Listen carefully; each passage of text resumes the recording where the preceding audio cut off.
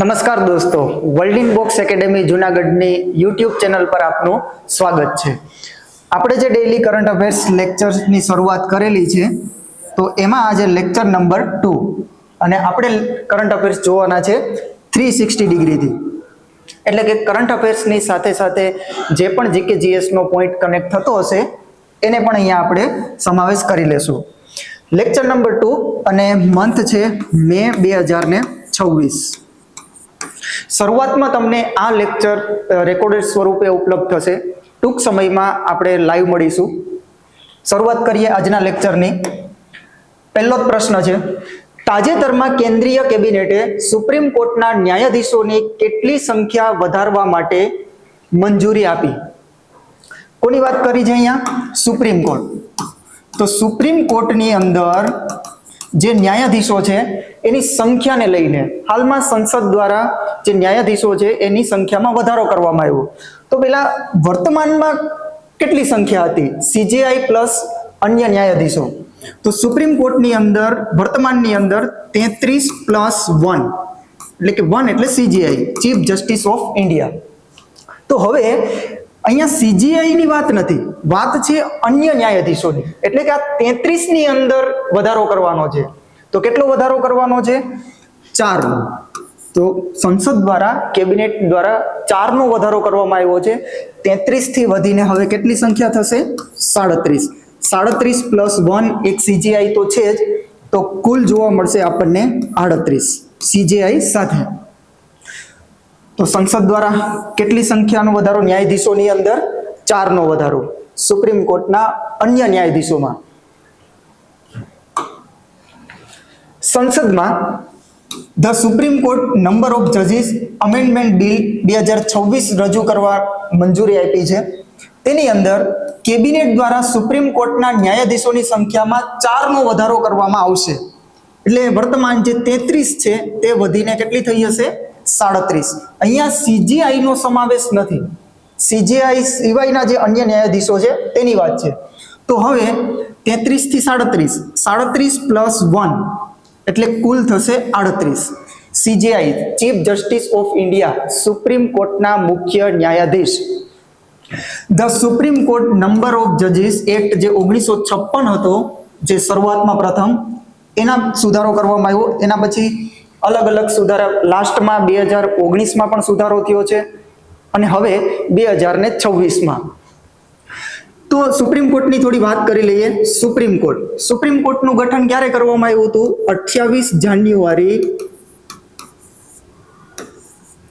1950. Supreme કોર્ટનું ગઠન ક્યારે? 28 જાન્યુઆરી 1950. હાલમાં supreme કોર્ટના સીજેઆઈ કોણ છે? Chief justice of India. તો હાલમાં છે જસ્ટિસ સૂર્યકાંત. જ્યારે સુપ્રીમ કોર્ટનું ગઠન થયું હતું ત્યારે અહીંયા 1+7 એટલે કે એક મુખ્ય ન્યાયાધીશ અને 7 અન્ય ન્યાયાધીશો. શરૂઆતમાં 8, એમાં સુધારા અલગ અલગ વર્ષમાં સુધારા કરવામાં આવ્યા. લાસ્ટ 2019માં અમેન્ડમેન્ટ બિલ લાવવામાં આવ્યું હતું, ત્યારે આપણી પેટર્ન થઈ હતી 33+1 ની. હવે 2026ની અંદર સુધારા બિલ લાવ્યા છે અને એમાં 37+1 થશે. તો આ હતી સુપ્રીમ કોર્ટની વાત, સીજીઆઈ પ્લસ 37. નેક્સ્ટ પ્રશ્ન, તાજેતરમાં સૌથી મોટો અંડર વોટર તિરંગો લહેરાવવાનો ગિનીઝ રેકોર્ડ ક્યાં બનાવવામાં આવ્યો? તમે સોશિયલ મીડિયાની અંદર પણ ઘણી રીલ્સ જોઈ હશે આપણા તિરંગાને લઈને, જે પાણીની અંદર લહેરાવવામાં આવ્યો છે. તો એ ક્યાં લહેરાવવામાં આવ્યો અને એને લઈને ક્યાં સ્થાન મળ્યું છે? એને Guinness record, Guinness book of world રેકોર્ડની અંદર. તો ચલો માહિતી મેળવી લઈએ. સૌથી મોટો અંડર વોટર તિરંગો લહેરાવવામાં આવ્યો છે કઈ જગ્યાએ? તો એક બીચ છે અંદમાન નિકોબારમાં. કઈ જગ્યાએ? અંદમાન નિકોબારની અંદર બીચ છે.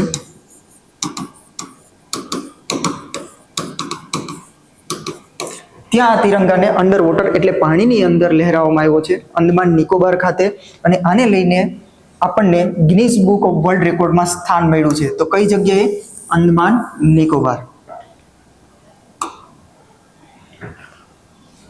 સૌથી મોટો અંડર વોટર તિરંગો લહેરાવ્યો, ગિનીસ વર્લ્ડ રેકોર્ડમાં સ્થળ છે રાધાનગર બીચ, જે ક્યાં આવેલું છે? અંદમાન નિકોબારની અંદર. જે પાણીની અંદર જે તિરંગો લહેરાવ્યો એની લંબાઈ અને પહોળાઈ, તો એની લંબાઈ છે 60 મીટર અને પહોળાઈ છે 40 મીટર. લંબાઈ અને પહોળાઈ પણ ધ્યાનમાં રાખજો.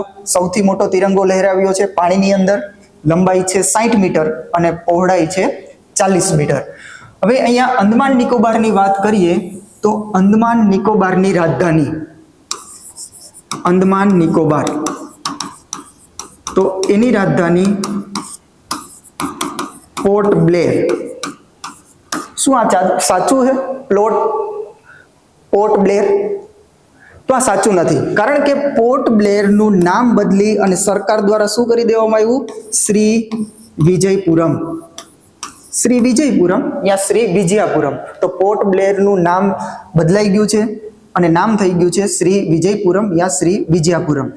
અહીંયા ભારતનો એકમાત્ર, અંદમાન નિકોબારની અંદર ભારતનો એકમાત્ર સક્રિય જ્વાળામુખી, એક્ટિવ વોલ્કેનો,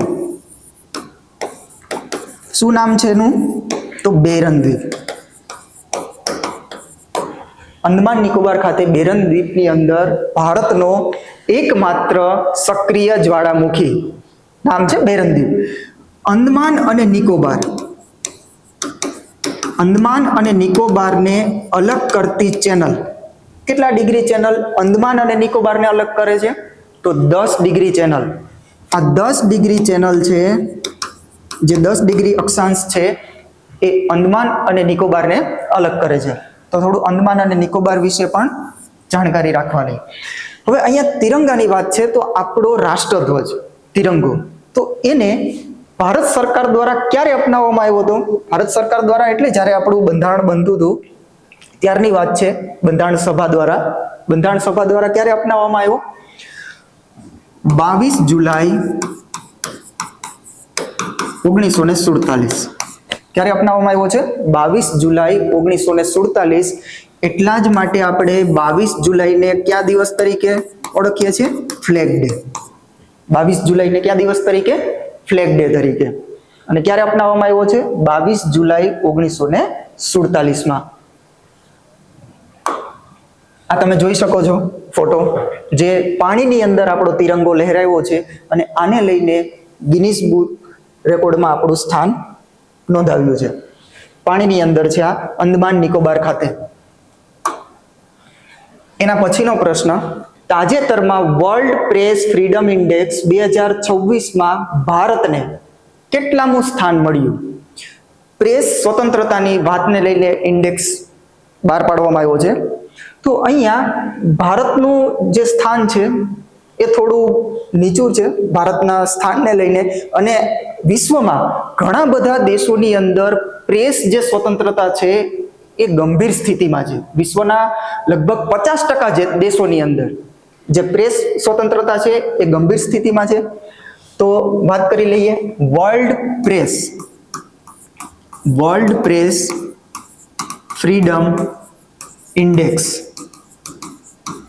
2026. આની અંદર પ્રથમ સ્થાન કોનું છે? તો પ્રથમ સ્થાને છે નોર્વે. કયો દેશ છે પ્રથમ સ્થાને? નોર્વે. આપણા ભારતનું સ્થાન કેટલામું? આપણા ભારતનું સ્થાન છે 157. કેટલામાંથી? 180 દેશોમાંથી. ભારતનું સ્થાન કેટલામું છે? 157મું 180 માંથી. અને પ્રથમ સ્થાને નોર્વે છે અને અંતિમ સ્થાન ઉપર છે ઇરિટ્રિયા. એક દેશનું નામ છે ઇરિટ્રિયા. તો પ્રથમ નોર્વે, ભારત 157માં સ્થાન ઉપર અને અંતિમ સ્થાન છે એટલે કે 180મું સ્થાન છે ઇરિટ્રિયાનું. અહીંયા આ ઇન્ડેક્સમાં એવી વાત કરવામાં આવી છે કે હાલ વિશ્વના 50% જેટલા દેશોની અંદર જ્યાં પ્રેસ ફ્રીડમ છે, આ પ્રેસ ફ્રીડમ ગંભીર સ્થિતિમાં છે. વર્લ્ડ પ્રેસ ફ્રીડમ ઇન્ડેક્સ 2026 જારી કરનાર કોણ છે? Reporters without borders. પ્રથમ છે નોર્વે, ભારતનું સ્થાન 157, 180 માંથી. અંતિમ સ્થાન ઉપર છે ઇરિટ્રિયા. વિશ્વમાં 50% દેશોમાં પ્રેસ સ્વતંત્રતા ગંભીર સ્થિતિમાં છે. વર્લ્ડ પ્રેસ ફ્રીડમ ડે આ ક્યારે ઉજવવામાં આવે છે? વર્લ્ડ પ્રેસ ફ્રીડમ ડે 3 મેના રોજ. વિશ્વ પ્રેસ ફ્રીડમ સંમેલન 2026 એનું આયોજન ક્યાં કરવામાં આવ્યું હતું? લુસાકા, અને એ કયા દેશમાં આવેલું છે? જામ્બિયામાં. આ વર્ષની થીમ છે શાંતિપૂર્ણ ભવિષ્યનું નિર્માણ. તો થીમ છે શાંતિપૂર્ણ ભવિષ્યનું નિર્માણ. નોર્વે, અહીંયા એક દેશનું નામ છે નોર્વે. તો નોર્વે ઉપરથી થોડી વાત કરીએ તો નોર્વેની અંદર જો તમે કનેક્ટ કરી શકતા હોય તો નોબેલ પુરસ્કાર. આ નોબેલ પુરસ્કાર પહેલા તો કેટલા ક્ષેત્રમાં આપવામાં આવે? નોબેલ પુરસ્કાર 6 ક્ષેત્રની અંદર. કેટલા ક્ષેત્રમાં? 6 ક્ષેત્રની અંદર. આ 6 ક્ષેત્રમાંથી જે શાંતિનો નોબેલ પુરસ્કાર છે એ ક્યાંથી એનાયત થાય? એ એનાયત થાય છે ઓસ્લોમાંથી, નોર્વેની રાજધાની ઓસ્લોમાંથી. શાંતિ માટેનો નોબેલ પુરસ્કાર. અને આ વખતે શાંતિ માટેનો નોબેલ પુરસ્કાર કોને મળ્યો છે? એક બેનને મળ્યો છે જેનું નામ છે મારિયા કોરિના મચાડો. આ વખતનો શાંતિ નોબેલ પુરસ્કાર મારિયા કોરિના મચાડો. અને આ કયા દેશના વ્યક્તિ છે? વેનેઝુએલાના. કયા દેશના વ્યક્તિ છે? વેનેઝુએલાના. વેનેઝુએલાના વિપક્ષના નેતા છે ત્યાંના. અને હમણાં જ અમેરિકા દ્વારા વેનેઝુએલા ઉપર અટેક કરવામાં આવ્યું અને ત્યાંના જે રાષ્ટ્રપતિ હતા નિકોલસ માદુરો એને પણ ગિરફ્તાર કરી લીધા હતા ડોનાલ્ડ ટ્રમ્પ દ્વારા. તો અહીંયા તો ચલો એક જ શાંતિ માટેનો નોબેલ પુરસ્કાર જ નોર્વેમાંથી આપવામાં આવે 6 ક્ષેત્રમાંથી. બાકીના જે 5 ક્ષેત્ર છે એના માટેનો નોબેલ પુરસ્કાર ક્યાંથી એનાયત થાય? તો એના માટે સ્ટોકહોમ. અને આ સ્ટોકહોમ ક્યાં આવેલું છે? સ્વીડન. તો 5 ક્ષેત્ર છે, બાકીના જે 5 ક્ષેત્ર એ ક્યાંથી એનાયત થાય છે? સ્ટોકહોમ ખાતેથી. અને સ્ટોકહોમ છે સ્વીડનની અંદર, સ્વીડનની રાજધાની સ્ટોકહોમ. આ છે લિસ્ટ જેમાં પ્રથમ સ્થાન નોર્વે છે, નેધરલેન્ડ્સ છે, ડેનમાર્ક, સ્વીડન, ઘણા બધા દેશ તમને જોવા મળશે. અને લાસ્ટમાં છે ઇરિટ્રિયા. પ્રથમ ઉપર નોર્વે છે અને લાસ્ટમાં ઇરિટ્રિયા. અને આપણા ભારતનું સ્થાન કેટલામું છે? 157. તાજેતરમાં ભારત સરકાર દ્વારા ક્યાં વધુ 2 સેમિકન્ડક્ટર ઉત્પાદન એકમોને મંજૂરી આપવામાં આવી? કોની વાત કરે છે અહીંયા? સેમિકન્ડક્ટર. સેમિકન્ડક્ટરને લઈને ભારત સરકાર દ્વારા જે 10 એકમો હતા એમાં 2 નો વધારો કરવામાં આવ્યો, વધુ 2 નો વધારો. તો એ જે 2 એકમો છે ઉત્પાદન એકમો એ ક્યાં મંજૂરી આપવામાં આવી છે ભારત સરકાર દ્વારા? તો એ મંજૂરી આપવામાં આવી છે આપણા ગુજરાતમાં. કઈ જગ્યાએ? 2 યુનિટનું ઉત્પાદન એટલે કે 2 યુનિટની સ્થાપના થશે અહીંયા ગુજરાતની અંદર. ગુજરાતમાં 1 યુનિટની શરૂઆત થશે ધોલેરા ખાતે. અને જે બીજું યુનિટ છે એની શરૂઆત થશે અહીંયા સુરતમાં. જે ધોલેરા ખાતે છે ત્યાં જે ડિસ્પ્લે એલઈડી ડિસ્પ્લે છે એનું ઉત્પાદન કરવામાં આવશે. જે મિની અને માઇક્રો એલઈડી ડિસ્પ્લે એનું ઉત્પાદન ધોલેરા ખાતે. અને જે બીજો યુનિટ છે, બીજો એકમ એ સુરત. આ સુરતની અંદર ચીપ કોનું ઉત્પાદન થશે? અહીંયા ચીપનું. ચીપ એટલે અહીંયા જે ઇલેક્ટ્રોનિક્સ હોય છે, કોઈ પણ કોમ્પ્યુટર હોય, મોબાઈલ હોય, એની અંદર ચીપનો ઉપયોગ થાય. કોઈ પણ ઇલેક્ટ્રોનિક્સ જે ડિવાઇસ છે એની અંદર શેનો ઉપયોગ થાય છે? ચીપનો. તો આ 2 વધુ એકમો જે 10 હતા, 10માં 2 નો વધારો, એટલે હવે કુલ કેટલા થઈ ગયા છે ભારતની અંદર? 12. 10માં 2 નો વધારો થયો છે આપણા ગુજરાતની જ અંદર. આ 2 એકમોનું ઉત્પાદન ધોલેરા ખાતે અને સુરત ખાતે. તો આન્સર શું આવશે? આપણું ગુજરાત.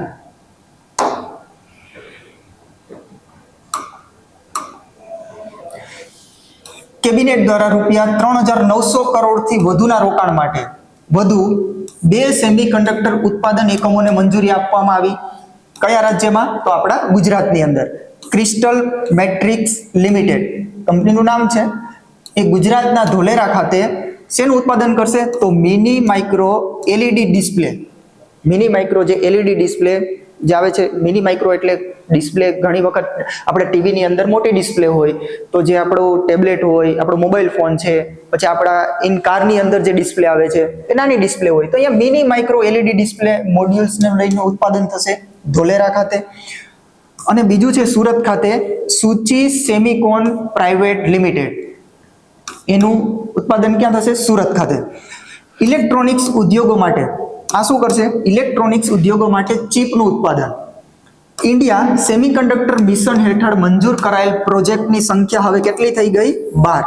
10 હતા અને 2 નો વધારો, એટલે અત્યારે પ્રોજેક્ટની સંખ્યા થઈ ગઈ છે 12. ગુજરાત, આપણા ગુજરાતમાં તાજેતરની અંદર યુસીસી ને મંજૂર કરવામાં આવ્યું છે, યુસીસી બિલ. આ યુસીસી એટલે યુનિફોર્મ સિવિલ કોડ, જેનો ઉલ્લેખ બંધારણના ભાગ 4 ની અંદર ડીપીએસપી રાજ્ય નીતિના માર્ગદર્શક સિદ્ધાંતો ભાગ 4 આર્ટિકલ 44. યુસીસી માટે જે સમિતિ બનાવવામાં આવી હતી, આ સમિતિના અધ્યક્ષ કોણ હતા? તો રંજનાબેન દેસાઈ. ગુજરાતમાં યુસીસી માટે જે સમિતિ બનાવવામાં આવી હતી એના અધ્યક્ષ કોણ હતા? રંજનાબેન દેસાઈ.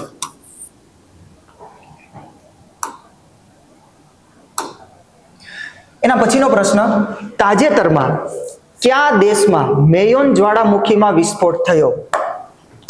શું નામ છે જ્વાળામુખીનું? મેયોન જ્વાળામુખી. તો આ મેયોન જ્વાળામુખી વિસ્ફોટ થયો છે એ ક્યાં આવેલો છે? તો ફિલિપિન્સની અંદર. કઈ જગ્યાએ? ફિલિપિન્સ. એની અંદર વિસ્ફોટ થયો છે. આ જે ફિલિપિન્સ વિસ્તાર છે, આ મેયોન જ્વાળામુખી વિસ્તાર, એ જે પેસિફિક રિંગ ઓફ ફાયર છે, કોની અંદર સ્થિત છે? પેસિફિક રિંગ ઓફ ફાયર, એની અંદર સ્થિત છે ફિલિપિન્સ. અને શું નામ છે? મેયોન જ્વાળામુખી. તો આપણો શું આન્સર આવશે? ફિલિપિન્સ. મેયોન જ્વાળામુખી વિસ્ફોટ સ્થળ છે ફિલિપિન્સની અંદર, અને આ સ્થળ પેસિફિક રિંગ ઓફ ફાયરમાં સ્થિત છે. પેસિફિક રિંગ ઓફ ફાયરમાં હોવાને લીધે જે પ્લેટોનો ટકરાવ થાય છે એની અંદર અહીંયા ભૂકંપ પણ આવે, સુનામી પણ આવે. આ વિસ્તારમાં વધુ પ્રમાણમાં આવે છે ભૂકંપ, સુનામી, જ્વાળામુખી વિસ્ફોટ. આપણે જો કે ગયા પ્રશ્નમાં વાત કરેલી જ છે કે ભારતનો એકમાત્ર એક્ટિવ વોલ્કેનો, શું નામ છે? બેરન દ્વીપ ઉપર, અંદમાન નિકોબાર. એના પછીનો પ્રશ્ન, તાજેતરમાં ભારત સરકાર દ્વારા ક્યાં રાજ્યમાં શિપ રિપેર ફેસિલિટીને મંજૂરી આપવામાં આવી? અહીંયા શિપ એટલે વેસલ, જહાજ જે દરિયાની અંદર હોય એની વાત કરેલી છે, પણ રિપેરિંગને લઈને છે, પેલો ભંગાણને લઈને નથી. જે આપણા ભાવનગર અલંગ ખાતે છે એ શિપ બ્રેકિંગ યાર્ડ છે કે જ્યાં જહાજોને ભાંગવામાં આવે. અહીંયા ભાંગવામાં નહીં આવે, અહીંયા રિપેરની વાત છે, એટલે કે એનું સમારકામ કરવાનું છે, એનું રિપેરિંગ કરવાનું છે. તો એને લઈને ભારત સરકારે શું કરી છે? ફેસિલિટી, નામ છે શિપ રિપેર ફેસિલિટી. તો આ ક્યાં સ્થાપિત થશે? ક્યાં મંજૂરી આપવામાં આવી? આની પણ મંજૂરી આપણા ગુજરાતમાં કઈ જગ્યાએ? તો એક સ્થાન છે વાડીનાર. આપણા ગુજરાતમાં એક સ્થળ છે વાડીનાર. આ વાડીનાર ક્યાં આવેલું છે? કયા જિલ્લામાં? દેવભૂમિ દ્વારકા. કયા જિલ્લામાં છે? દેવભૂમિ દ્વારકા. તો વાડીનાર ખાતે શિપ રિપેર ફેસિલિટી માટે મંજૂરી આપી છે ભારત સરકારે. શું કામ આ ફેસિલિટીનું અહીંયા ભારત સરકાર દ્વારા મંજૂરી આપવામાં આવી? કારણ કે આપણી પાસે જે જેટી હોય છે, જેટી એટલે દરિયા કિનારે જે વેસલને એક પાર્ક કરવા માટેનું સ્થળ, કે જ્યાં દરિયા કિનારાથી જે સ્ટ્રક્ચર બનાવેલું હોય ત્યાં વેસલને પાર્ક કરી શકાય. તો ત્યાં જેટી એવી છે કે આપણી પાસે એટલી ક્ષમતા નથી કે જે મોટા જહાજો આવે છે જેની લંબાઈ વધુ હોય છે, એવા જહાજોનું રિપેરિંગ, સમારકામ અહીંયા નથી થઈ શકતું. એના માટે આપણે એને વિદેશમાં મોકલવા પડે યા તો કોઈ બીજા અન્ય સ્થળે મોકલવા પડે. તો હવે એવા મોટા જહાજો જે લંબાઈમાં મોટા છે એનું પણ અહીંયા રિપેરિંગ થઈ શકે, સમારકામ થઈ શકે, કારણ કે આની ક્ષમતા, આ જે શિપ રિપેર ફેસિલિટી વાડીનાર ખાતે, એની ક્ષમતા જે 300 મીટર લંબાઈ ધરાવતા હશે જહાજ, કેટલી લંબાઈ? 300 મીટરની લંબાઈ ધરાવતા હશે, તો એનું પણ અહીંયા સમારકામ થશે રિપેરિંગ થશે. તો કઈ જગ્યાએ? આપણા ગુજરાતની અંદર. જોઈએ, શિપ રિપેર ફેસિલિટી ભારત સરકાર દ્વારા મંજૂરી. સ્થળ વાડીનાર, જે ક્યાં આવેલું? દેવભૂમિ દ્વારકા. જે દીનદયાલ પોર્ટ ઓથોરિટી, આની અંદર કોણ સામેલ છે? દીનદયાલ પોર્ટ ઓથોરિટી અને કોચિન શિપયાર્ડ લિમિટેડ. આ બંનેનું અહીંયા સંયુક્ત રોકાણ છે. કેટલું રોકાણ છે? 1570 crore. Deendayal port authority plus Cochin shipyard limited, આ સંયુક્ત રોકાણ છે. અને ક્ષમતા કેટલી છે? 300 મીટર સુધીના જહાજોનું સમારકામ થઈ શકે. 300 મીટરની લંબાઈ ધરાવતા હશે જહાજ, એનું પણ અહીંયા સમારકામ થઈ શકશે. ઉદ્દેશ્ય કે જે વિદેશી શિપયાર્ડ્સ પરની જે આપણી નિર્ભરતા છે, મેં કીધું એમ કે જે ભાઈ આપણી પાસે એટલી ક્ષમતા નહોતી, તો જે પણ લંબાઈ ધરાવતા જહાજ છે એને બહાર મોકલવામાં આવતા અન્ય સ્થળ ઉપર. તો હવે એવા વિદેશી શિપયાર્ડ્સ પરની નિર્ભરતા ઘટશે અને અહીંયા જે આ એકમ ચાલુ થશે તો રોજગારીનું પણ સર્જન થશે. કારણ કે ભાઈ કામ કરવા માટે માણસોની જરૂર તો પડશે. આ જે રિપેરિંગ, જે સમારકામ ફેસિલિટી છે એમાં માણસોની જરૂર પડવાની છે. તો અહીંયા રોજગારીનું પણ સર્જન થશે અને આપણે વિદેશી જે પરની નિર્ભરતા છે એ પણ ઘટશે. આ પ્રોજેક્ટ મેરીટાઈમ ઇન્ડિયા વિઝન 2030 અને મેરીટાઈમ અમૃતકાળ વિઝન 2047 ભારત સરકારના વિઝન છે. મેરીટાઈમ ઇન્ડિયા વિઝન 2030 એક વિઝન અને બીજું મેરીટાઈમ અમૃતકાળ વિઝન 2047. આ હેઠળ જે દરિયાઈ ઉદ્દેશ્યો છે એને મજબૂત કરશે. આ ફેસિલિટીના કારણે જે દરિયાઈ ઉદ્દેશ્યો છે એને મજબૂતી મળશે. તો દરિયાની વાત છે તો થોડી દરિયાની વાત કરી લઈએ. ભારતની અંદર દરિયા કિનારો ધરાવતા રાજ્યો ફટાફટ: ગુજરાત, મહારાષ્ટ્ર, ગોવા, કર્ણાટક, કેરળ, તમિલનાડુ, આંધ્રપ્રદેશ, ઓડિશા અને પશ્ચિમ બંગાળ. તો આ છે ભારતના દરિયા કિનારાના રાજ્યો કે જે દરિયા કિનારો ધરાવે છે. અને તમને ખ્યાલ જ છે કે આમાં સૌથી વધુ દરિયા કિનારો કોણ ધરાવે? આપણું ગુજરાત. કેટલું છે? 1600 કિલોમીટર. ના, 1600 કિલોમીટર નથી, એમાં પણ વધારો થઈ ગયો છે કે જે માપનની પદ્ધતિમાં ફેરફાર કર્યો એના લીધે 1600 કિલોમીટર થી વધી અને કેટલો થઈ ગયો છે આપણા ગુજરાતનો દરિયા કિનારો? તો 2340.62 કિલોમીટર. 2340.62 કિલોમીટર. આ છે આપણા ગુજરાતનો દરિયા કિનારો. પણ જો ભારતના કુલ દરિયા કિનારાની વાત કરીએ, ભારતનો કુલ દરિયા કિનારો છે 11,098 કિલોમીટર. કેટલો થઈ ગયો છે ભારતનો કુલ દરિયા કિનારો? 11,098 કિલોમીટર. આપણે ગુજરાતની અંદર 2340.62 કિલોમીટર. પહેલા પણ પ્રથમ સ્થાને ગુજરાત જ હતું દરિયા કિનારાની સ્થિતિમાં અને અત્યારે પણ ભારતની અંદર પ્રથમ સ્થાન કયા રાજ્યનું છે? આપણા ગુજરાતનું. આ જે ફેસિલિટીનું નિર્માણ કરવાનું છે વાડીનાર ખાતે. એના પછીનો પ્રશ્ન: તાજેતરમાં ભારત સરકાર દ્વારા મિશન ફોર કોટન પ્રોડક્ટિવિટીને કયા વર્ષ સુધી મંજૂરી આપવામાં આવી? કોટન એટલે અહીંયા કપાસની વાત. કોની વાત કરી છે? કપાસ. કપાસની ઉત્પાદન ક્ષમતા વધારવાની છે, એની ઉત્પાદકતા વધારવાની છે. આપણે જે ટેક્સટાઇલ ઇન્ડસ્ટ્રી છે કે જે ભારતના જે કપાસ ઉત્પાદન છે એમાં વધારો કરવાનો છે, આત્મનિર્ભર બનવાનું છે, નિકાસ પણ વધુ કરવાની છે. તો એને લઈને એક મિશન સ્ટાર્ટ કરેલું છે, મંજૂરી આપવામાં આવી છે ભારત સરકારે. શું નામ છે એનું?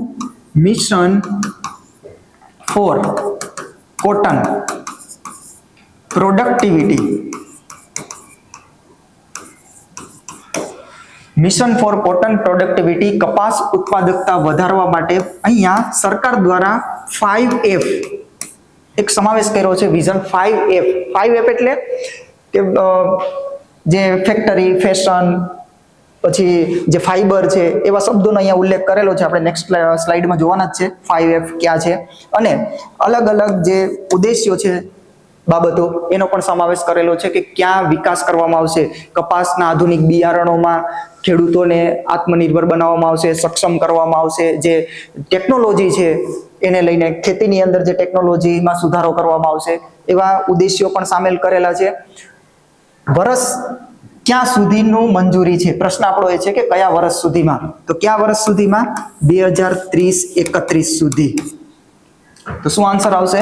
2030-31.